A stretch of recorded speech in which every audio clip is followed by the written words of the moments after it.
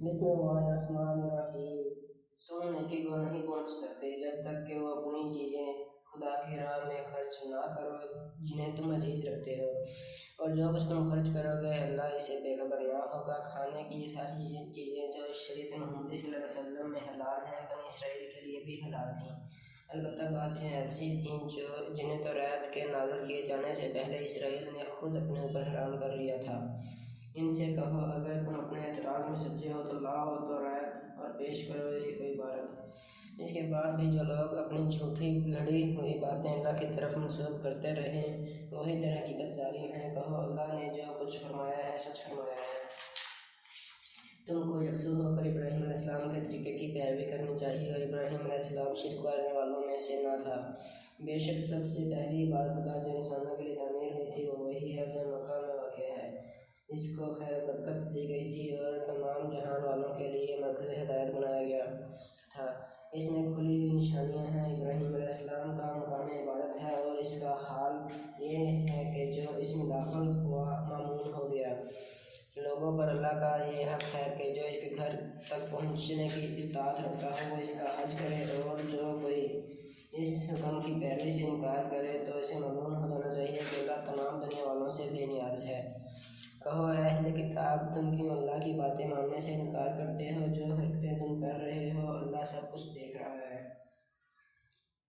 کہو اے اہل کتاب، یہ تمہاری کیا روش ہے کہ جو اللہ کی بات مانتا ہے اسے بھی تم اللہ کے راستے سے روکتے ہو اور چاہتے ہو کہ وہ ٹیڑھی راہ چلے، حالانکہ تم خود اس کے راہ راست ہونے پر گواہ ہو۔ تمہاری حرکتوں سے اللہ غافل نہیں ہے۔ اے لوگوں جو ایمان لائے ہو، اگر تم نے ان اہل کتاب میں سے ایک گروہ کی بات مانی تو یہ تمہیں ایمان سے پھر کفر کی طرف پھیر لے جائیں گے۔ تمہارے لیے کفر کی طرف جانے کا اب کیا موقع باقی ہے جب کہ تم کو اللہ کی آیات سنائی جا رہی ہیں اور تمہارے درمیان اس کا رسول صلی اللہ علیہ وسلم موجود ہیں۔ جو اللہ کا دامن مضبوطی کے ساتھ تھامے گا وہ ضرور راہ راست پا لے گا۔ اے لوگوں جو ایمان لائے ہو، اللہ سے ڈرو جیسا کہ اس سے ڈرنے کا حق ہے۔ تم کو موت نہ آئے گی مگر اس حال میں کہ تم مسلم ہو۔ سب مل کر اللہ کے رسی کو مضبوط پکڑ لو اور فرقے میں نہ پڑو۔ اللہ کے اس احسان کو یاد رکھو جو اس نے تم پر کیا ہے۔ تم ایک دوسرے کے دشمن تھے، اس نے تمہارے دل جوڑ دیے اور اس کے فضل و کرم سے تم بھائی بھائی بن گئے۔ تم آگ سے بھرے ہوئے ایک گڑھے کے کنارے کھڑے تھے، اللہ نے تم کو اس سے بچا لیا۔ اس طرح اللہ اپنی نشانیاں تمہارے سامنے روشن کرتا ہے، شاید کہ ان علامتوں سے تمہیں اپنی فلاح کا رستہ سیدھا رہتا نظر آ جائے۔ تم میں کچھ لوگ تو ایسے ضرور ہی رہنے چاہیے جو نیکی کی طرف بھلائی کا حکم دیں اور برائیوں سے روکتے رہیں۔ جو لوگ یہ کام کریں گے وہی فلاح پائیں گے۔ کہیں تم ان لوگوں کی طرح نہ ہو جانا جو فرقوں میں بٹ گئے اور کھلی واضح ہدایات پانے کے بعد پھر اختلافات میں مبتلا ہوئے۔ جنہوں نے یہ روش اختیار کی وہ اس روز سخت سزا پائیں گے جب کہ کچھ لوگ سرخ رو ہوں گے اور کچھ لوگوں کا منہ کالا ہوگا۔ جن کا منہ کالا ہوگا ان سے کہا جائے گا کہ نعمت ایمان پانے کے بعد بھی تم نے کافرانہ رویہ اختیار کیا، اچھا تو اب اس کفرانہ نعمت کے صلے میں عذاب کا مزہ چکھو۔ رہے وہ لوگ جن کے چہرے روشن ہوں گے تو ان کو اللہ کے دامن رحمت میں جگہ ملے گی اور ہمیشہ وہ اسی حالت میں رہیں گے۔ یہ اللہ کے ارشادات ہیں جو ہم ٹھیک ٹھیک سنا رہے ہیں، کیونکہ اللہ دنیا والوں پر ظلم کرنے کا کوئی ارادہ نہیں رکھتا۔ زمین و آسمان کی ساری چیزوں کا مالک اللہ ہے اور سارے معاملات اللہ ہی کے حضور پیش ہوتے ہیں۔ اب دنیا میں وہ بہترین گروہ تم ہو جسے انسانوں کی ہدایت و اصلاح کے لیے میدان میں لایا گیا ہے۔ تم نیکی کا حکم دیتے ہو، بدی سے روکتے ہو اور اللہ پر ایمان رکھتے ہو۔ یہ اہل کتاب ایمان لاتے ہیں تو انہیں کے حق میں بہتر تھا، اگرچہ ان میں کچھ لوگ ایماندار بھی پائے جاتے ہیں مگر ان کے بیشتر افراد نافرمان ہیں۔ یہ تمہارا کچھ بگاڑ نہیں سکتے، زیادہ سے زیادہ بس کچھ ستا سکتے ہیں۔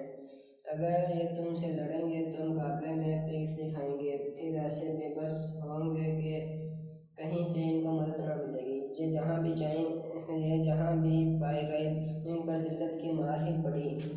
کہیں اللہ کے ذمہ یا انسانوں کے ذمہ میں پناہ مل گئی تو یہ اور بات ہے۔ یہ اللہ کے غضب میں گھر چکے ہیں، ان پر محتاجی و مغلوبی مسلط کر دی گئی ہے، اور یہ سب کچھ صرف اس وجہ سے ہوا ہے کہ یہ اللہ کی آیات سے کفر کرتے رہے اور انہوں نے پیغمبروں کو ناحق قتل کیا۔ یہ ان کی نافرمانی اور زیادتیوں کا انجام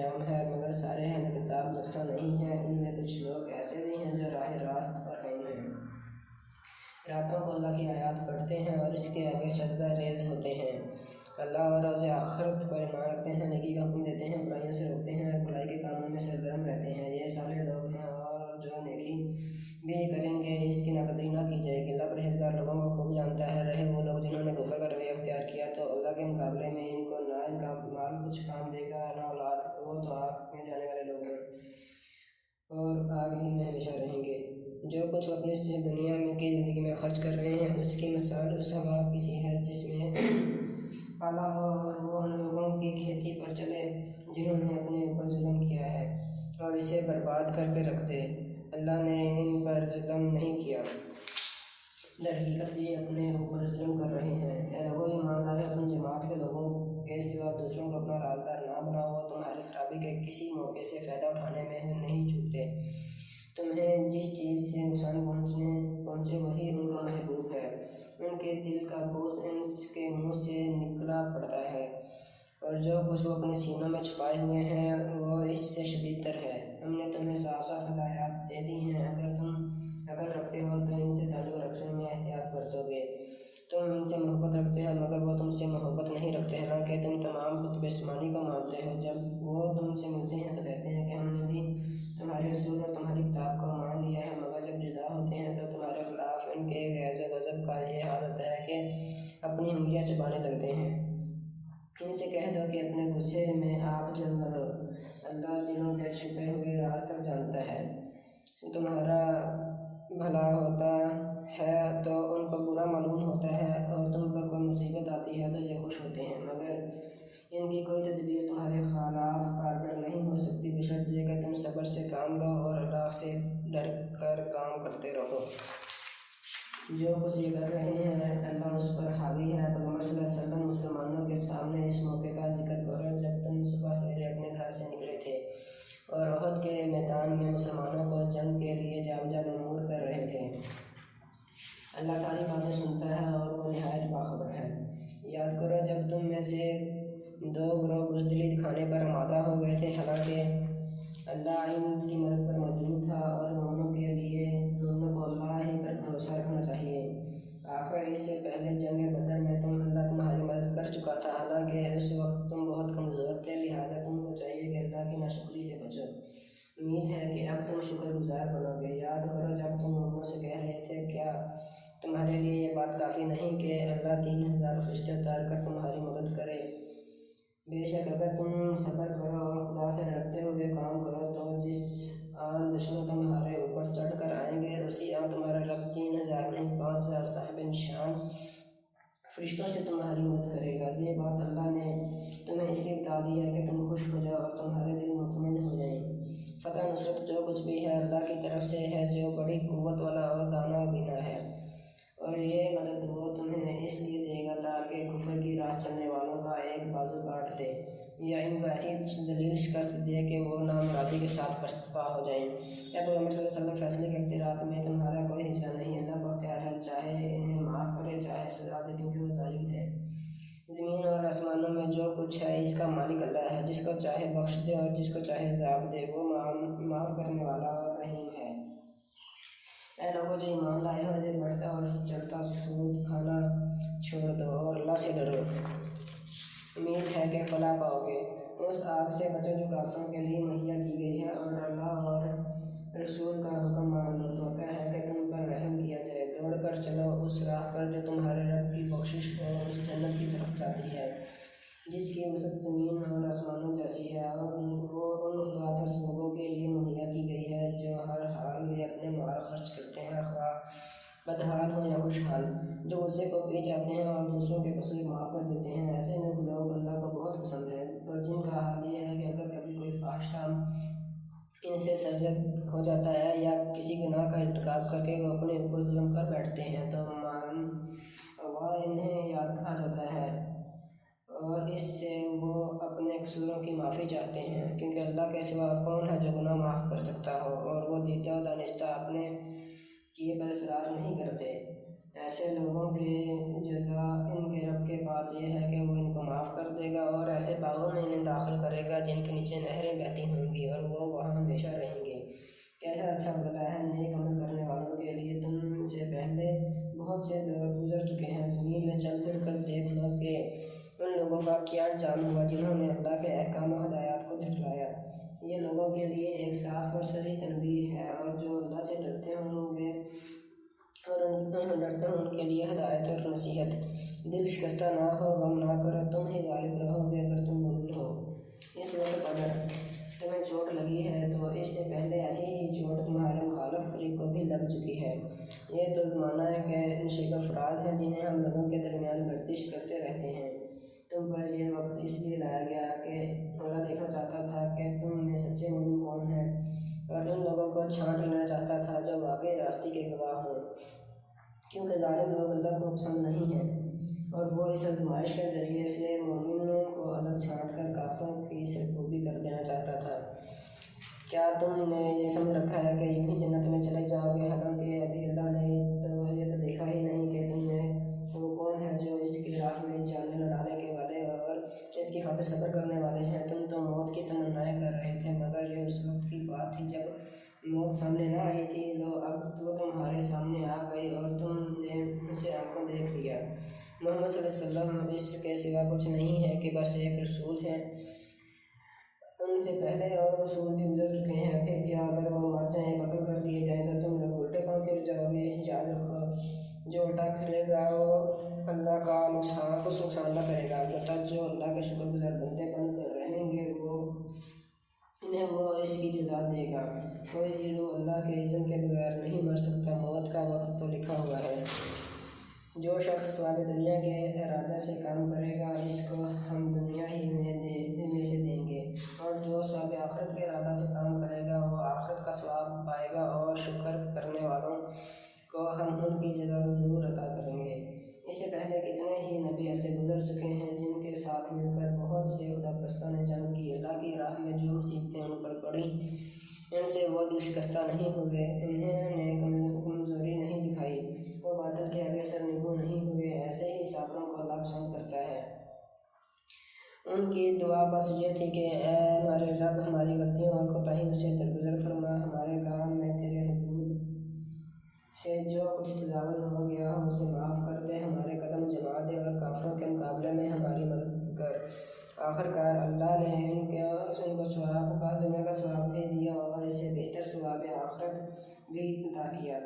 اللہ کو ایسے ہی نیک عمل لوگ پسند ہیں۔ اے لوگوں جو ایمان لائے ہو، اگر تم ان لوگوں کے اشاروں پر چلو گے جنہوں نے کفر کی راہ اختیار کی ہے تو وہ تم کو الٹا پھیر لے جائیں گے اور تم نامراد ہو جاؤ گے۔ ان کی باتیں غلط ہیں، حقیقت یہ ہے کہ اللہ تمہارا حامی و مددگار ہے، اور وہ بہترین مدد کرنے والا ہے۔ ان قریب وہ وقت آنے والا ہے جب ہم منکرین حق کے دلوں میں رعب بٹھا دیں گے، اس لیے کہ انہوں نے اللہ کے ساتھ ان کو خدائی میں شریک ٹھہرایا ہے جن کے شریک ہونے پر اللہ نے کوئی سند نازل نہیں کی۔ ان کا آخری ٹھکانہ جہنم ہے اور بہت ہی بری ہے وہ قیامگاہ جو ان ظالموں کو نصیب ہوگی۔ اللہ نے تائید و نصرت کا جو وعدہ تم سے کیا تھا وہ تو اس نے پورا کر دیا۔ ابتدا میں اس کے روزن سے تم ہی ان کو قتل کر رہے تھے، مگر جب تم نے کمزوری دکھائی اور اپنے کام میں باہم اختلاف کیا اور جو ہی کہ وہ چیز اللہ نے تمہیں دکھائی جس کی محبت میں تم گرفتار تھے، یعنی مال غنیمت، تم اپنے سردار کے حکم کی خلاف ورزی کر بیٹھے، اس لیے کہ تم میں سے کچھ لوگ دنیا کے طالب تھے اور کچھ آخرت کی خواہش رکھتے تھے۔ تب اللہ نے تمہیں کافروں کے مقابلے میں پسپا کر دیا تاکہ تمہاری آزمائش کرے، اور حق یہ ہے کہ اللہ نے پھر بھی تمہیں معاف ہی کر دیا کیونکہ مومنوں پر اللہ بڑی نظر عنایت رکھتا ہے۔ یاد کرو جب تم بھاگے چلے جا رہے تھے، کسی کی طرف پلٹ کر دیکھنے تک کا ہوش تمہیں نہ تھا، اور رسول صلی اللہ علیہ وسلم تمہارے پیچھے تم کو پکار رہا تھا۔ اس وقت تمہاری اس روش کا بدلہ اللہ نے تمہیں یہ دیا کہ تم کو رنج پہ رنج دیے تاکہ آئندہ کے لیے تمہیں یہ سبق ملے کہ جو کچھ تمہارے ہاتھ سے جائے یا جو مصیبت تم پر نازل ہو اس پر مغرور نہ ہو۔ اللہ تمہارے سب اعمال سے باخبر ہے۔ اس غم کے بعد پھر اللہ نے تم میں سے کچھ لوگوں پر ایسی اطمینان کسی حالت طاری کر دی کہ وہ اگنے لگے، مگر ایک دوسرا گروہ جس کے لیے ساری اہمیت بس اپنے مفاد ہی کی تھی، اللہ کے متعلق طرح طرح کے جاہلانہ گمان کرنے لگا جو سراسر خلاف حق تھے۔ یہ لوگ اب کہتے ہیں کہ اس کام کے چلانے میں ہمارا بھی کوئی کسی کا کوئی حصہ نہیں۔ اس کام کے سارے اختیارات اللہ کے ہاتھ میں ہیں۔ دراصل یہ لوگ اپنے دلوں میں جو بات چھپائے ہوئے ہیں اسے تم پر ظاہر نہیں کرتے۔ ان کا اصل مطلب یہ ہے کہ اگر قیامت کے اختیارات میں ہمارا کچھ حصہ ہوتا تو یہاں ہم نہ مارے جاتے۔ ان سے کہہ دو کہ اگر تم اپنے گھروں میں بھی ہوتے تو جن لوگوں کی موت لکھی ہوئی تھی وہ خود اپنی قتل گاہوں کی طرف نکل آتے، اور یہ معاملہ جو پیش آیا یہ تو بہت اس لیے تھا کہ جو کچھ تمہارے سینوں میں پوشیدہ ہے اللہ اسے آزما لے اور جو کھوٹ تمہارے دلوں میں ہے اسے چھانٹ دے۔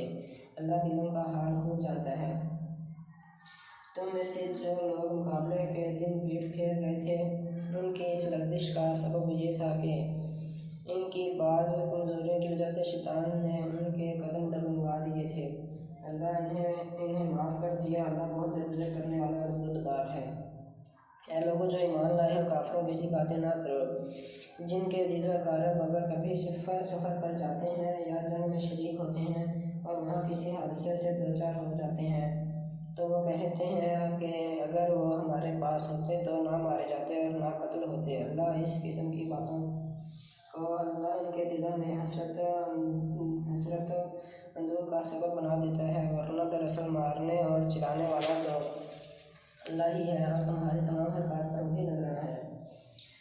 اگر تم اللہ کی راہ میں مارے جاؤ یا مر جاؤ تو جو اللہ کے عدل اور رحمت اور بخشش تمہارے حصے میں آئے گی وہ ان ساری چیزوں سے زیادہ بہتر ہے جنہیں یہ لوگ جمع کرتے ہیں، اور خواہ تم مارو یا مارے جاؤ بہرحال تم سب کو سمٹ کر جانا اللہ ہی کی طرف ہے۔ اے پیغمبر صلی اللہ علیہ وسلم، یہ اللہ کی بڑی رحمت ہے کہ تم ان لوگوں کے لیے بہت نرم مزاج واقع ہوئے ہو، وگرنہ کہیں تم تند خو اور سنگ دل ہوتے تو یہ سب تمہارے گرد و پیش سے چھٹ جاتے۔ ان کے قصور معاف کر دو، ان کے حق میں دعائے مغفرت کرو اور دین کے کام میں ان کو بھی شریک مشورہ رکھو۔ پھر جب تمہارا عزم کسی رائے پر مستحکم ہو جائے تو اللہ پر بھروسہ کرو، اور اللہ کو وہ لوگ پسند ہیں جو اسی کے بھروسے پر کام کرتے ہیں۔ اللہ تمہاری مدد پر ہو تو کوئی طاقت تم پر غالب آنے والی نہیں ہے، اور وہ تمہیں چھوڑ دے تو اس کے بعد کون ہے جو تمہاری مدد کر سکتا ہو؟ بس جو سچے مومن ہیں ان کو اللہ ہی پر بھروسہ رکھنا چاہیے۔ کسی نبی کا یہ کام نہیں ہو سکتا کہ وہ خیانت کر جائے، اور جو کوئی خیانت کرے تو وہ اپنے خیانت سمیت قیامت کے دن روز حاضر ہو جائے گا۔ پھر ہر متنفس کو اس کی کمائی کا پورا بدلہ مل جائے گا اور کسی پر کچھ ظلم نہ ہوگا۔ بھلا یہ کیسے ہو سکتا ہے کہ جو شخص ہمیشہ اللہ کی رضا پر چلنے والا ہو وہ اس شخص کے سے کام کرے جو اللہ کے غضب میں گر گیا ہو اور جس کا ٹھکانہ آخری ٹھکانہ جہنم ہو جو بدترین ٹھکانہ ہے۔ اللہ کے نزدیک دونوں قسم کے آدمیوں میں بدرجہ فرق ہے اور اللہ سب کے اعمال پر نظر رکھتا ہے۔ در حقیقت اہل ایمان پر تو اللہ نے یہ بہت بڑا احسان کیا ہے کہ ان کے درمیان خود انہی میں سے ایک ایسا پیغمبر اٹھایا جو اس کی آیات انہیں سناتا ہے، ان کی زندگیوں کو سنوارتا ہے اور ان کو کتاب اور دانائی کی تعلیم دیتا ہے، حالانکہ اس سے پہلے یہی لوگ سری گمراہیوں میں پڑے ہوئے تھے۔ اور یہ تمہارا کیا حال ہے کہ جب تم پر مصیبت آ پڑی تو تم کہنے لگے یہ کہاں سے آئی، حالانکہ جنگ بدر میں اس سے دگنی مصیبت تمہارے ہاتھوں فریق مخالف پر پڑ چکی ہے۔ اے نبی صلی اللہ علیہ وسلم، ان سے کہو یہ مصیبت تمہاری اپنی لائی ہوئی ہے، اللہ ہر چیز پر قادر ہے۔ یہ جو نقصان لڑائی کے دن تمہیں پہنچا وہ اللہ کے اذن سے تھا، اور اس لیے تھا کہ اللہ دیکھ لے کہ تم میں سے مومن کون ہے اور منافق کون۔ وہ منافق کہ جب ان سے کہا گیا آؤ اللہ کی راہ میں جنگ کرو، کم از کم اپنے شہر کی مدافعت ہی کرو، تو کہنے لگے اگر ہمیں علم ہوتا کہ آج جنگ ہوگی تو ہم ضرور تمہارے ساتھ چلتے۔ یہ بات جب وہ کہہ رہے تھے اس وقت وہ ایمان کی بنسبت کفر سے زیادہ قریب تھے۔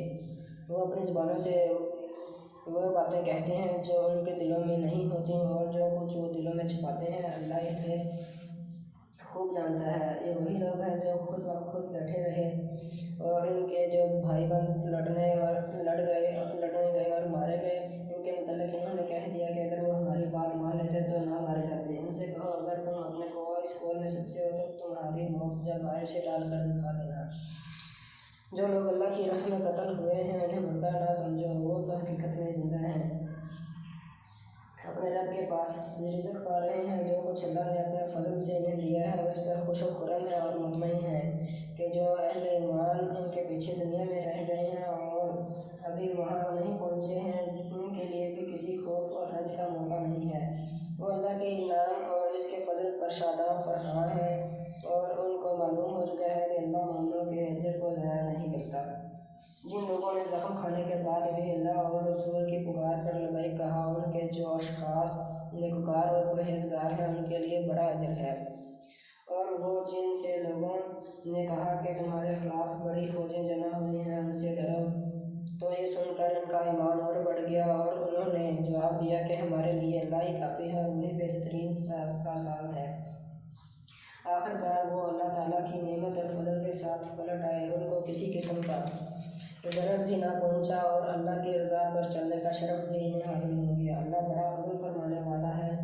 اب تمہیں معلوم ہو گیا کہ وہ دراصل شیطان تھا جو اپنے دوستوں سے خواہ مخواہ ڈرا رہا تھا، لہٰذا آئندہ تم انسانوں سے نہ ڈرنا، مجھ سے ڈرنا اگر تم حقیقت میں صاحب ایمان ہو۔ اے پیغمبر صلی اللہ علیہ وسلم، جو لوگ آج کفر کی راہ میں بڑی دوڑ دھوپ کر رہے تھے، ان کی سرگرمیاں تمہیں آزردہ نہ کریں، یہ اللہ کا کچھ بھی نہ بگاڑ سکیں گے۔ اللہ کا ارادہ یہ ہے کہ ان کے لیے آخرت میں کوئی حصہ نہ رکھے اور بالآخر ان کو سخت سزا ملنے والی ہے۔ جو لوگ ایمان کو چھوڑ کر کفر کے خریدار بنے ہیں، وہ یقیناً اللہ کا کوئی نقصان نہیں کر رہے، ان کے لیے دردناک عذاب تیار ہے۔ یہ ڈھیل جو ہم انہیں دیے جاتے ہیں، اس کو یہ کافر اپنے حق میں بہتری نہ سمجھیں، ہم تو انہیں اس لیے ڈھیل دے رہے ہیں کہ یہ خوب بارے گناہ سمیٹ لیں، پھر ان کے لیے سخت ذلیل کرنے والی سزا ہے۔ اللہ مومنوں کو اس حالت میں ہرگز نہ رہنے دے گا جس میں تم اس وقت پائے جاتے ہو۔ وہ پاک لوگوں کو ناپاک لوگوں سے الگ کر کے رہے گا، مگر اللہ کا یہ طریقہ نہیں ہے کہ تم کو غیب پر مطلع کر دے۔ غیب کی باتیں بتانے کے لیے تو وہ اپنے رسولوں میں سے جس کو چاہتا ہے منتخب کر لیتا ہے، لہٰذا امور غیب کے بارے میں اللہ اور اس کے رسول پر ایمان رکھو۔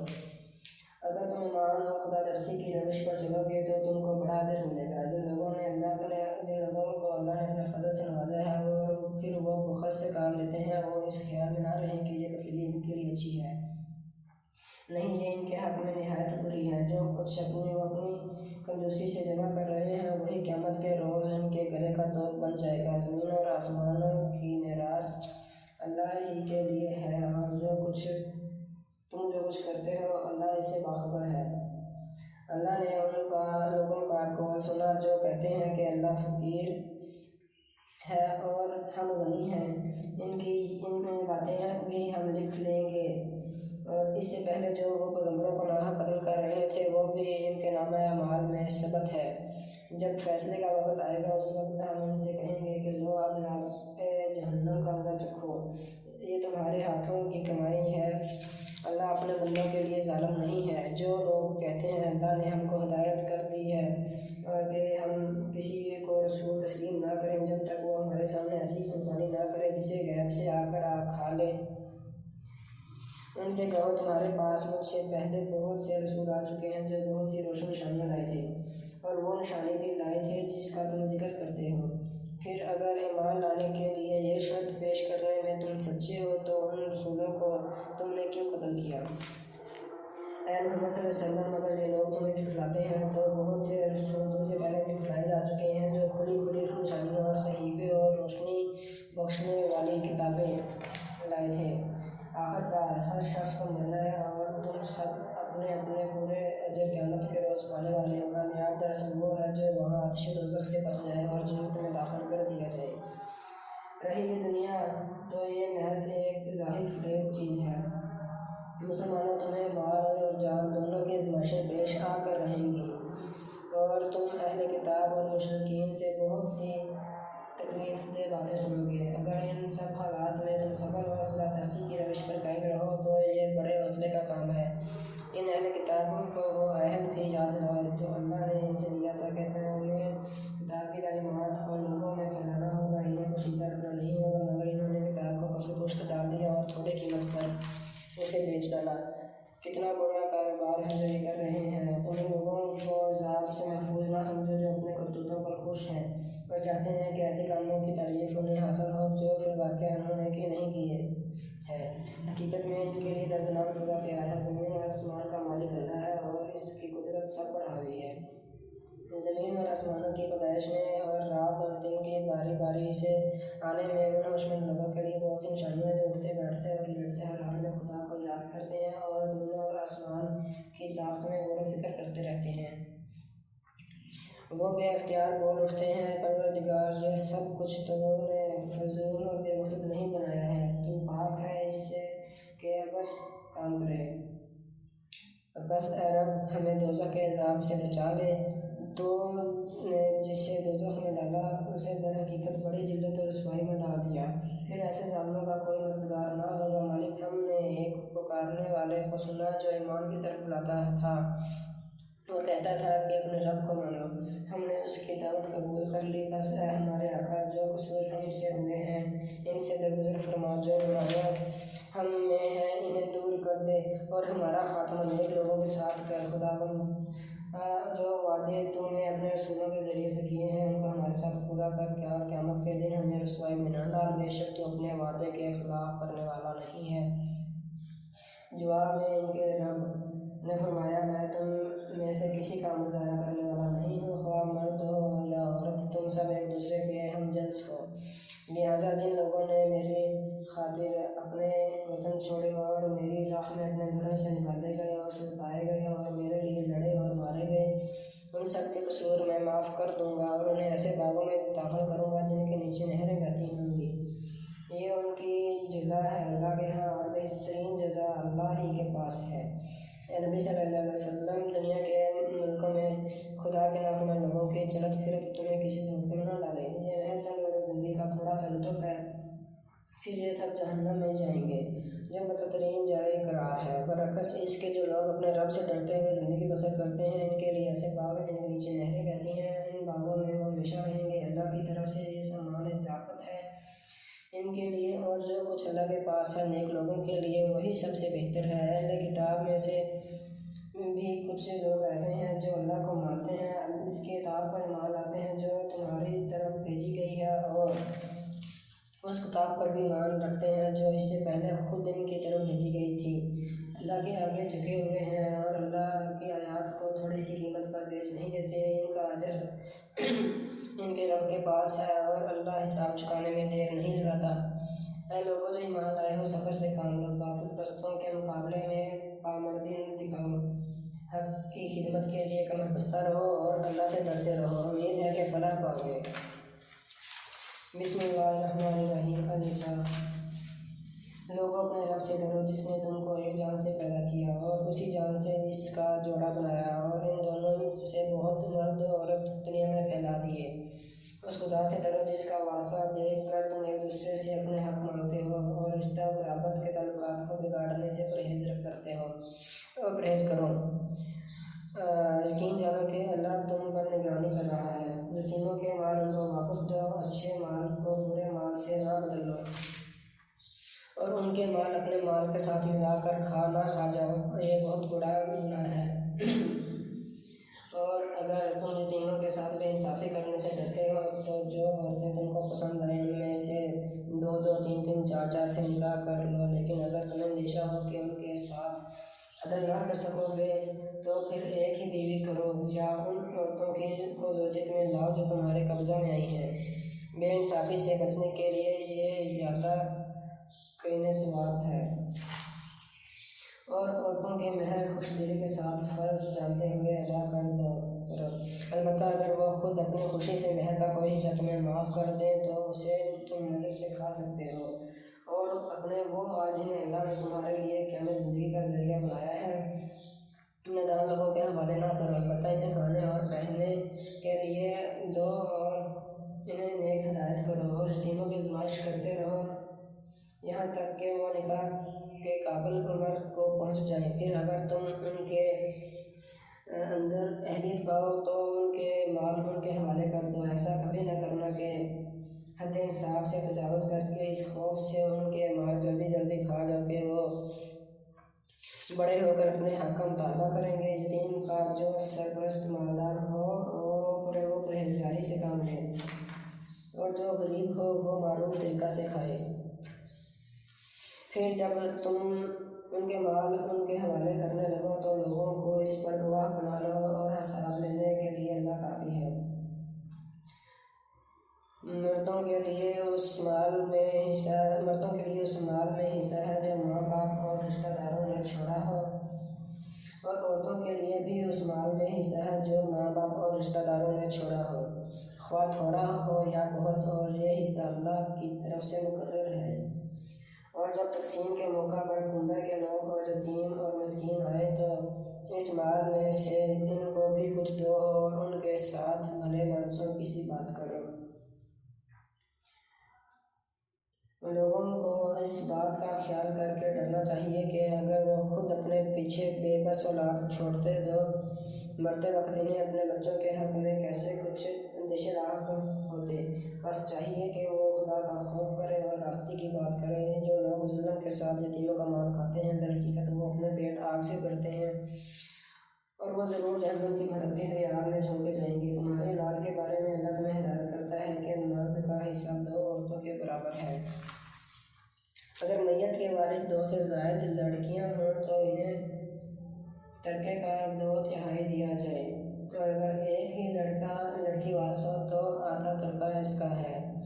اگر میت صاحب اولاد ہو تو اس کے والدین میں سے ہر ایک کو ترکے کا 6واں حصہ ملنا چاہیے۔ اگر وہ صاحب اولاد نہ ہو اور والدین ہی اس کے وارث ہوں تو ماں کو تیسرا حصہ دیا جائے۔ اگر میت کے بھائی بہن بھی ہوں تو ماں 6ٹھے حصے کی حقدار ہوگی۔ یہ سب حصے اس وقت نکالے جائیں گے جب کہ وصیت جو میت نے کی ہو پوری کر دی جائے اور قرض جو اس پر ہو ادا کر دیا جائے۔ تم نہیں جانتے کہ تمہارے ماں باپ اور تمہاری اولاد میں سے کون بلحاظ نفع تم سے قریب تر ہے۔ یہ حصے اللہ نے مقرر کر دیے ہیں، اور اللہ یقیناً سب حقیقتوں سے واقف ہے اور ساری مصلحتوں کا جاننے والا ہے۔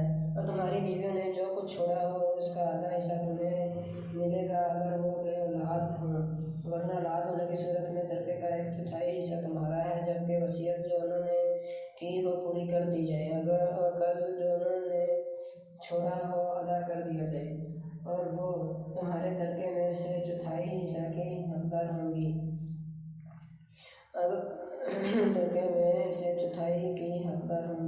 اگر تم بے اولاد ہو، ورنہ صاحب اولاد ہونے کی صورت میں ان کا حصہ 8واں ہوگا، بعد اس کے کہ جو وصیت تم نے کی ہو وہ پوری کر دی جائے اور جو قرض تم نے چھوڑا ہو وہ ادا کر دیا جائے۔